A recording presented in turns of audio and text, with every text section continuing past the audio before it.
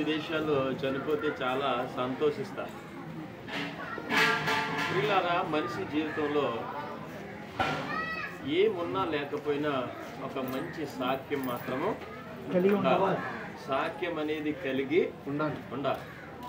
ఆ సాక్ష్యము ఎలా వస్తుందంటే ప్రభువుని అంగీకరించుట ద్వారా వస్తుంది. అంతే.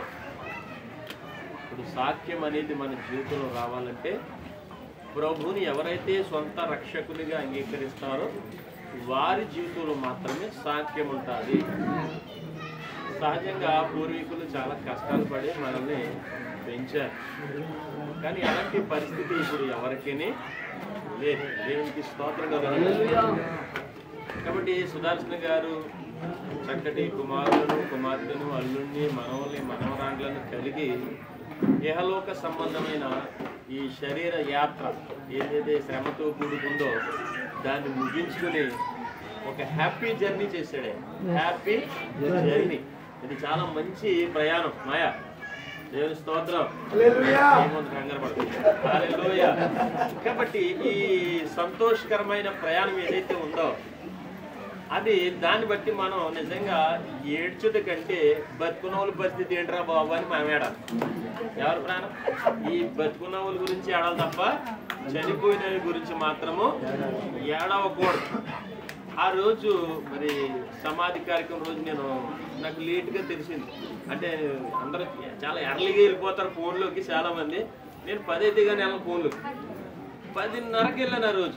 అప్పుడుగా ఇక్కడ బాక్స్ పెట్టి లైవ్ ఇచ్చారు.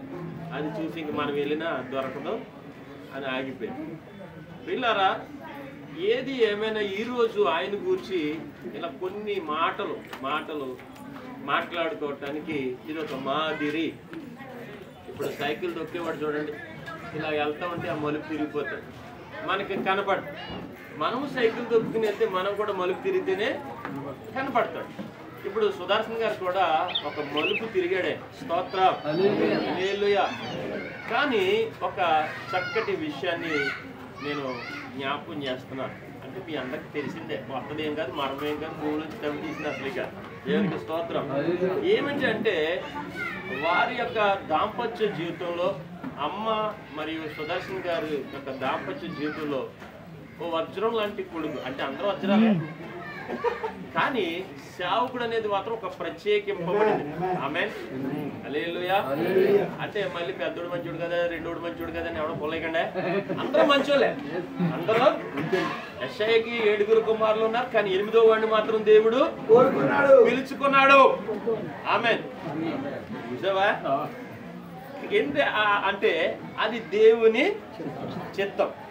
నాకు ఈ కుటుంబం 1997 సంవత్సరం నుంచి నాకు పరిచయం. దావీదు గారు, మా తమ్ముడు దావీదు గారు తమ్ముడిని అబ్రహాం నాకు పరిచయం చేశాడు. అబ్రహామే మీకు ఇక్కడ ఉన్న వాళ్ళందరినీ పరిచయం చేశాడు. దేవుని స్తోత్రం కలుగును. హల్లెలూయా. అందరూ కలిసి చక్కగా ఉపవాస ప్రార్థనలో ఆన్లైన్ ప్రార్థనలో గడిపేవాళ్ళు. ప్రియులారా, అబ్రహాము ప్రారంభం ఎలా ఉన్నాడో ఇప్పుడు కూడా అలాగే ఉన్నాడు. కొంతమంది ఎదిగి కొద్దిగి ఎగస్ట్రాలు చేస్తూ ఉంటారు, చాలా ఎక్కువ చేస్తూ ఉంటారు. కానీ నాకు తెలిసింది ఏంటంటే 97లో అబ్రహాం ఎలా ఉన్నాడు ఇప్పుడు కూడా అలాగే ఉన్నాడు. ఎక్కడ కూడా ఎగస్ట్రాలు నేను చూడలేదు. అందుకని దేవుడు అతన్ని ఏర్పాటు చేసుకున్నాడు అనటంలో ఎలాంటి సందేహము లేదు.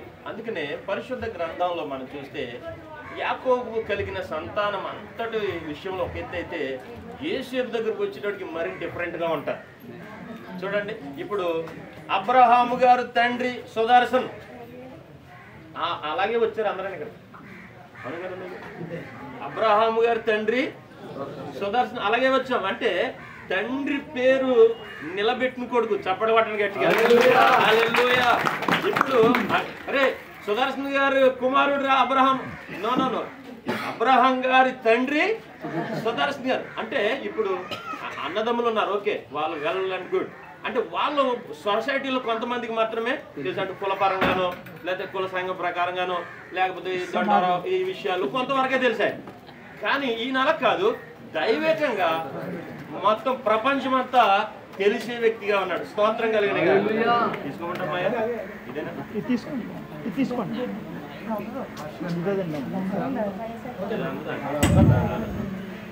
ఇక్కడ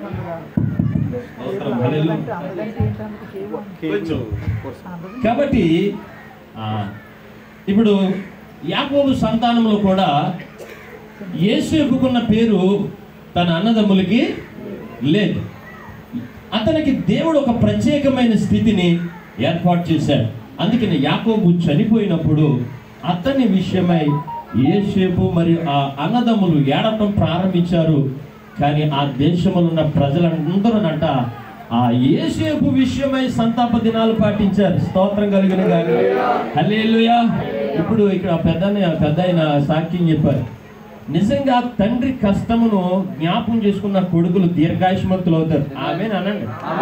మీరు డబ్బులు అడిగినట్టు అలా చూస్తున్నారండి. హల్లెలూయా. మనకి చాలా ప్రప్రదమైనటువంటి బలమైనటువంటి ఆశీర్వాదం అదే. కొంతమంది తండ్రిని తల్లి కొట్టేస్తుంటారు పనికిమాలేదాం. చాలా మంది చాలా చోట్ల నేను చూశాను. కానీ ఈ రోజుకి కూడా తల్లిదండ్రులకు భయపడుతున్న కొడుకులు ఎవరైతే ఉన్నారో వారు ఖచ్చితంగా ఆశీర్వదింపబడతారు. వారి మామూలుగా ఆశీర్వదింపబడరు, ఓ రేంజ్లో ఆశీర్వదింపబడతారు. స్తోత్రం కలిగినగా ప్రియులారా. కాబట్టి ఆ కష్టం ఏదైతే ఉందో, ఆ ఇబ్బంది కొలువులో నుంచి మా తండ్రి మమ్మల్ని ఈ రీతిగా పెంచాడు అనేది ఎవరికైతే జ్ఞాపకం ఉంటుందో నిజంగా చెప్తే మీరు రాసుకోండి, మీ జీవితాలు పరిపూర్ణంగా ఆశీర్వదింపబడతాయి. ఆమె కొంతమంది కొడుకులు అంత అయిపోయింది, నువ్వేం సంపాదించావు అంటే ఏంటి సంపాదన? నిన్ను కంటమే పెద్ద సంపాదన, నిన్ను పెంచి చదివించడమే పెద్ద సంపాదన, నీకు పెళ్లి చేసి సుడి కావుళ్ళు ఆ కావుళ్ళు ఈ కావుళ్ళు అన్నీ పంపించి చెప్పించి చేయడమే పెద్ద సంపాదన. ఆస్తులు అడిగే కొడుకులు ఎవరైనా ఉన్నారంటే వాళ్ళు నిజంగా దుర్మార్గులండి. ఆస్తులు కాదండి అడగవలసింది, దేవుని ప్రేమ, తల్లిదండ్రుల ప్రేమ ఏదైతే వారు పంచుకొని పెంచుకొని ప్రకటన చేస్తారో వాళ్ళు ఖచ్చితంగా దీవించబడతారు. కాబట్టి ఈరోజు ఆయన నిజంగా ధన్యుడు. ఎవరో సుదర్శన్ గారు నిజంగా ధన్యుడు. ఎందుకంటే ఒక గొప్ప సేవకుడు ఆయన వంశములో నుంచి వచ్చాడు. హల్లెలూయా. నన్ను వీళ్ళందరూ మల్లార్పూర్లో అందరూ కూడా అన్నయ్యని కేకేస్తారు. వాస్తవానికి నేను వీళ్ళ అల్లుడినే, మల్లార్పూర్లో అల్లుడిని. కానీ ఏం చేస్తాం, చిన్నప్పటి నుంచి అన్నయ్య అని పిలవడం ప్రారంభించారు. ఇంకా నేను కూడా దానికే అలవాటు పడిపోయింది, ఏదో బాగుందని. ఇప్పుడు మల్లార్పూర్ కోళ్ళు కూడా నన్ను బాగానే కేకెత్తున్నారు. వాస్తవానికి నేను వాళ్ళకి ఏమవుతాను, అన్నయ్యని అవుతాను. కానీ వాళ్ళు కూడా నన్ను ఇలాగే పిలిచి ఏదో బాగుంది, ఇంకేం చేద్దాం, కంటిన్యూ. ఇంకా బైబిల్ ప్రకారంగా ఇంకా అలాగా వెళ్ళిపోతావు. ప్రియులారా, ఒకని జనన దినము కంటే మరణ దినమే మేలు. అందుకనే మోషే దైవజాను అన్నాడు, ప్రభువా తరతరముల వరకు మాకు నివాస స్థలము నీవే కదయ్యా, నీవే కదా. చాలా మంది ఆ స్థలానికి చేరుకోవాలి. ఇప్పుడు సుదర్శన్ గారు ఓ చక్కటి పేరు కలిగి వెళ్ళాడు అని చెప్పడానికి నేను సంతోషిస్తున్నాను. బైబిల్లో ధనవంతుడి పేరు లేదు, ఉందా అండి? ధనవంతుడి పేరు లేదు, గర్విష్ఠురాలు పేరు లేదు. ప్రియమైన దేవుని బిడ్డలారా, ఒక దరిద్రుని పేరు లిఖించబడింది. వాడు అబ్రహాము రొమ్మున ఆనుకుని ఉన్నాడట. ధనవంతుడు అంటున్నాడు, మాకు ఇంకా 4 అన్నదమ్ములు ఉన్నారు, ఇల్లు వస్తాను, ఒకసారి శాన్సీ బాబు అంటున్నాడు. ఎక్కడికి వెళ్ళడం కుదరదు అబ్బాయి, ఇక్కడే పడిసావని దేవుడు చెప్తున్నాడు. దేవునికి స్తోత్రం కలుగును. కాబట్టి అన్నదమ్ములు, అక్క చెల్లెళ్ళు, మీ భర్తలు, మీ పిల్లలు, మీరందరూ మీ తండ్రి గారు నడిచిన మార్గములో ఆయన ఏదైతే యుక్తమైనది ఎంచుకున్నాడో దాని ప్రకారం మీరు జీవించి మీ తండ్రికి మాదిరిగా శబాష్ అనిపించుకోవాలి. ఏమనిపించుకోవాలి? అలా అనిపించుకున్నప్పుడు ఆయన పేరు శాశ్వత కాలం అంటారు. సొలొమోను మహారాజు అన్నాడు, సుగంధ తైలము కంటే సెంటు రాసుకుని ఇంటికాడ ఇక్కడ దాకా వచ్చాను, మళ్ళీ ఇప్పుడు చెమటం పోతుంది. అదే మంచి పేరు అనుకో, తరతరములు అది నిలబడుతుంది. అబ్రహాము మంచోడురా అన్నాను. అలాగే ఇప్పుడు చూడచ్చు, ఇక్కడికి వచ్చిన వాళ్ళు అందరూ కూడా సుధాకర్ గారు చాలా మంచిది, ఆయన చాలా సైలెంట్గా ఉంటాడు. చూసారా, మౌనం చాలా సూపర్ ఎప్పుడు కూడా. దేవునికి స్తోత్రం కలుగునుగా. కాబట్టి ఆయన మంచి పేరు సంపాదించుకున్నారు, కుమారులు కూడా మంచి పేరు సంపాదించుకున్నారు. చాలా చక్కటి ఈ కార్యక్రమం, ఇది చాలా మంచి కార్యక్రమం. ఆయన పేరట సువార్త ప్రకటించడానికి దేవుడిచ్చిన ఈ ధన్యతను బట్టి మరి నేను ఎక్కువ మాట్లాడాలనుకోవట్లేదు, ఎందుకంటే మనకి పెద్దలు ఉన్నారు. దేవునికి స్తోత్రం కలుగునుగా. కాబట్టి డాక్టర్ బిఆర్ అంబేద్కర్ కోనసీమ జిల్లా యునైటెడ్ పాస్టర్ ఫెలోషిప్ అధ్యక్షులు బిషప్ కొమాన్పల్లి లాలయ్య గారు కారల్ డేవిడ్ కొమనా పిల్లయ్య గారు మన మధ్యన ఉన్నారు. వారు మాట్లాడతారు. స్తోత్రం కలిగి గారు. హల్లెలూయా. కాబట్టి ప్రియులారా, నాకు ఇచ్చినటువంటి ఈ మంచి సమయం ఏదైతే ఉందో ఒక్క మాట నేను జ్ఞాపకం చేసి ముగించేస్తాను. ఇక్కడ మన ఆయుష్ అంటే 70 సంవత్సరాలు అన్నారు. అంతకంటే ముందు చాలా మంది చనిపోతూ ఉన్నారు. అంటే ఎవరి ఆయుష్ వాడు తగ్గించుకునే దినాలు కానీ పెంచుకునే దినాలు కాదు. ఒక ఆయన పాస్టర్ గారు చెప్పారు, మనకి యాక్చువల్గా దేవుడిచ్చిన ఆయుష్ 120 సంవత్సరాలు. 120 సంవత్సరాలు ఖచ్చితంగా బ్రతికి తీరుతాం మనం. కానీ అలా బ్రతకనివ్వట్లేదు. ఎవరో రకరకాల సమస్యలు, రకరకాల రోగాలు, ఎవరు ఎప్పుడు చచ్చిపోతున్నారో తెలియట్లేదు. దేవునికి మహిమ కలుగును గాక. అయితే దేవుని పిల్లలు తమ ఆయుష్కాలమును ఖచ్చితంగా ముగించుకుంటారు ఆయన మార్గములు నడిచినప్పుడు, ఆయన వాక్యమును గైకొన్నప్పుడు. దేవుని వాక్యాన్ని, దేవుని చిత్తాన్ని ఏ మనుషుడైతే నెరవేరుస్తాడో ఆ మనుషుడు భూమి మీద దీర్ఘాయుష్మంతుడు అవుతాడు. హల్లెలూయా. మోషేని మనం చూడండి, అతనికి ఎన్నో శ్రమలు. మోషేకి ఏం శ్రమలు లేవండి అయ్యగారు? అయ్యగారులు ఎంతమంది? 36 మంది దాకా ఉన్నారు పాస్టర్ గారు. మోషేకి ఏమైనా శ్రమలు ఉన్నాయా లేవా అంటే చాలా శ్రమలు. మన అందరికంటే ఎక్కువ శ్రమ పడింది మోషే. దేవునికి స్తోత్రం కలుగునుగా. హల్లెలూయా. ఎన్ని శ్రమలు వచ్చినా, ఎన్ని నిందలేసినా, ఎన్ని మాటలన్నా, ఎంత కష్టం ఎదురొచ్చినా మోషే మాత్రం అతనికి ఉన్నటువంటి దృఢ సంకల్పం, విశ్వాసం ఏదైతే ఉందో, బలమైనటువంటి ఒడంబడిక ఏదైతే ఉందో దాని నుండి ఆయన తొలగిపోలేదు గనుక 120 సంవత్సరాలు ఖచ్చితంగా బతికేశాడు. హల్లెలూయా. మాయా ఆయన చనిపోయేటప్పటికి పళ్ళు ఓడలేదు, కంటి చెప్పమయ్యా. సీనియర్ పాస్టర్ గారండి ఆనందరావు గారు. మరి కళ్ళు ఇప్పుడు మనం కళ్ళు బోతాద్దాలు పెట్టుకుంటే కానీ కనపడతలేదు. ఈ అని తలక రంగు వేసుకోవడం వల్ల వచ్చేస్తున్నాయి కళ్ళజోడు. కాబట్టి ప్రియులారా, మనం రంగు వేసుకోకపోతే మేము బొత్తిగా తాటికమ్మలా కనపడుతున్నాం. కాబట్టి అన్ని విషయాల్లో మనం ఏం చేయాలి, కొంచెం మేకప్ వేసుకుని కనపడతాం. అయితే దేవుడు తన ఇచ్చిన కృపను బట్టి మనం బ్రతికితే ఖచ్చితంగా 120 సంవత్సరాలు బతికేస్తాం. దేవునికి స్తోత్రం కలనిగా. అయితే మోషే అంటున్నాడు ప్రార్థన చేస్తూ, మా ఆయుష్కాలము 70 సంవత్సరాలు అయినను అధిక బలం ఉంటే 80 సంవత్సరాలు. కింద రాయబడింది ఆయాసమే దుఃఖమే. 80 వచ్చినోడికి రే ఆ కర్ర ఎవరంటే మనవాడు కర్ర ఇవ్వడం, రేపు నీళ్ళు ఇవ్వమంటే కోడలు నీళ్ళు ఇవ్వదు. ఇసుకుంటారు, కసుకుంటారు, గిట్రేసే వాళ్ళు ఉంటారు, తీనుసోమని వాళ్ళు ఉంటారు, మంచాన పడి ఉండలేవండి. అంటే మనిషి జీవిత కాలంలో అతడు బలముగా ఉంటే తప్ప ఓ మాదిరి బలహీనుడు అయితే మాత్రం ఇంక అందేసంటారు. కాబట్టి మొన్న ఒక ఆయన డాక్టర్ గారు ఒక మాట అంటున్నారు, ఏమండి 80 సంవత్సరాలు 90 సంవత్సరాలు లాక్కుని పీక్కుని బతికే కంటే ఓ 60 వచ్చాక ఎవరితో చెప్పుకుని వెళ్ళిపోతే రైట్ అంటున్నాడు.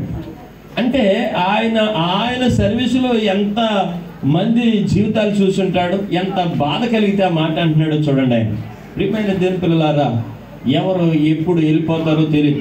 సుదర్శన్ గారు చనిపోయిన రోజున 5 మంది చనిపోయారు. 5 మంది, 5 మందిలో 4 పాస్టర్లు చనిపోయారు. ఇప్పుడు ఈయన పాస్టర్ గారు తండ్రి చనిపోయాడు. నేను చాలా బాధపడ్డాను. ఏంటినైనా ఈరోజు 5 మందిలో 4 పాస్టర్లు చనిపోయారు. 4 పాస్టర్లు 3 యవనస్తులే పాస్టర్లు చనిపోయారు. ఏంటంటే వాళ్ళ సమయము అయిపోయింది. కాబట్టి ఎవరు కూడా ఏడవలసిన పని లేదు. ఆ కిందకి రండి, ఆ కిందకు వచ్చి ఆ మాట చదువుతాం చూడండి, ముగించేస్తాను నేను. సప్పుడు వచ్చేస్తుంది అక్కడి నుంచి. దేవుని స్తోత్రం కలుగునుగా.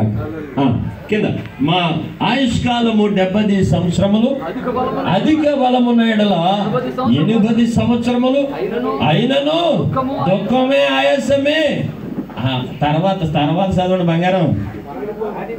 అవి త్వరగా గతించును, మేము ఎగిరిపోతాము. ఇంకా కిందనేనా? నీ ఆగ్రహ బలం ఎంతో ఎవరికి తెలియను,